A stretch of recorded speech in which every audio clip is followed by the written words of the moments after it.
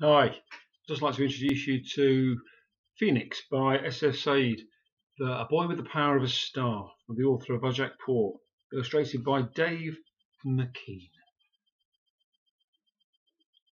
And I'm going to read to you chapter 1. Lucky dreamed of the stars again that night. He loved the stars and dreamed about them most nights, a million points of silver light shining in the black. But this dream was different. This time the stars were calling him. They were trying to tell him something. They were making a small, soft, silvery sound, like the chime of a far-away bell. The sound grew. It surged and swelled, rising up into the sky.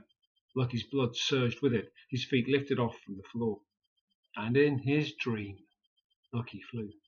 He rose up and soared through space, into the stars and constellations.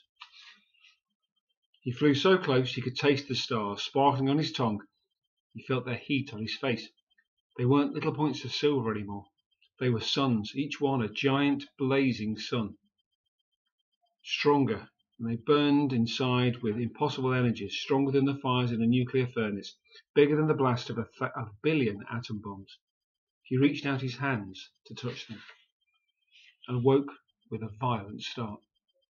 He was in his bedroom, in his mother's apartment, back on Phoenix. It was just before dawn. The air conditioning was on full blast, but he was drenched in sweat and fever hot. A headache throbbed behind his eyes. He fumbled for the lights, and then he saw his sheets. The top sheet on his bed was burned. There was a massive hole through the middle of it. All around the hole the white linen had gone black and crumpled into ash. Lucky checked the bottom sheet. Normal. He looked back at the top one, and there it was again, a gaping hole. Smoke was still rising. His bedroom stank of it. He could taste it in his mouth. Panic rose inside him, tightening in his chest. What's going on? He thought, coughing on the smoke. Am I burned? He stood up. Black ash fluttered all around him. He waved it away with shaking hands and examined his skin. No burn marks. He felt exhausted and his head ached, but his body didn't seem to be hurt. It was the same puny, clumsy body as always. Everything else in his room looked normal. The school uniform strewn on the floor, the school bag by his desk, his bedroom walls flickering with star maps showing every system this side of the space wall, and flying amongst them his collection of model starships. Everything was in its place, undamaged, yet his bedsheet was burned. His room stank of smoke, and there were ashes crumbling under his fingers, smearing on his hands. Did I do this? He wondered. No way, it's impossible. I wasn't even awake. The memory of a dream flickered at the edge of his mind, and then slipped away. He powered down the security matrix and opened his window, gulping in fresh air, trying to cool himself. It was still dark outside, but high above the suburban apartment blocks the stars were shining. The sight calmed him just a little.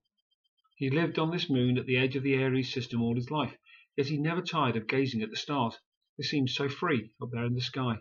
Nothing could ever harm them. He could hear the distant roar of starships taking off from the spaceport. Soon it would be morning, and his mother would wake up. She would see the ruined sheet. When he couldn't explain it, she'd get worried. She'd been asking him weird questions lately, wanting to know if any unusual changes were happening to his body. He didn't know what these questions meant, but from the anxious way she asked, he knew it was trouble. And now this, trouble for sure. No, he thought, she mustn't see the sheet. I have to get rid of it, replace it, and never say a word. He pulled on some clothes and tiptoed out of his bedroom.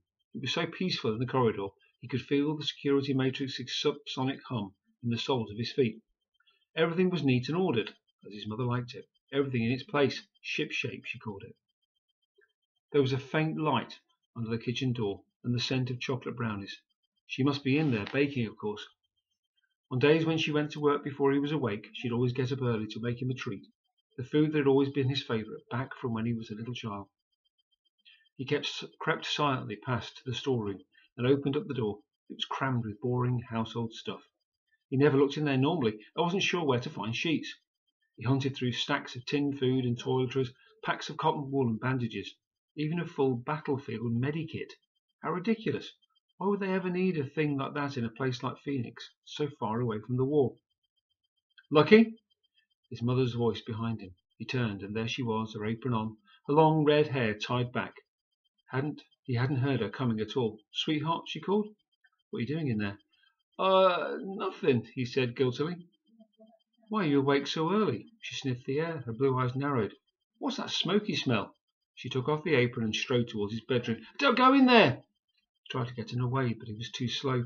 Before he could even stop her, she was entering his room. He followed her in, cheeks flushed with shame. And there it was, the evidence, the ruined sheet, with a hole burned right through the middle.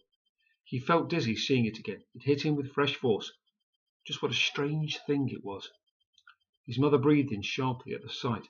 Fear flashed through her eyes as she took in the smoke and the ashes. But in her voice there was not the slightest trace of surprise. "Please no," she whispered. "Not so soon." "What is it, Mum?" he said, skin beginning to crawl. "What's happening?"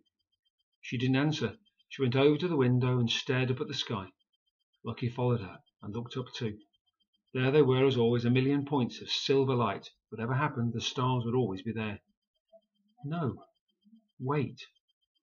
There was something strange in the sky. A tiny black crack, a crack in the sky shaped like a V, where a moment ago a star had been.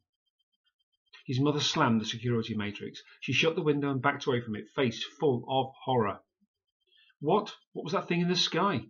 he managed to say.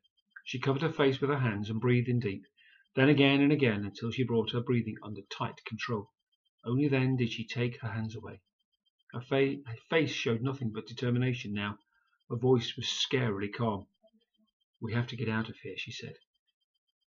End of chapter 1. How do we know where it's set?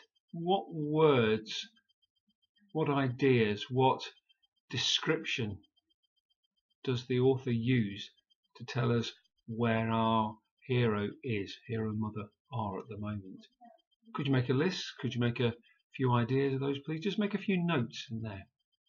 And bye for now. Thank you.